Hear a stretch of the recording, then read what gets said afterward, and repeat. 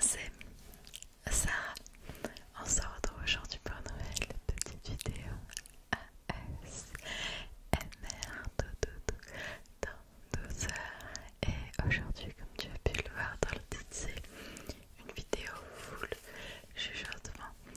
C'est une vidéo où je t'entends rien qu'avec ma voix, une vidéo lecture chuchotée. C'est la suite de Orgueil et Préjugés, comme d'habitude cette dernière année. Tito est avec moi,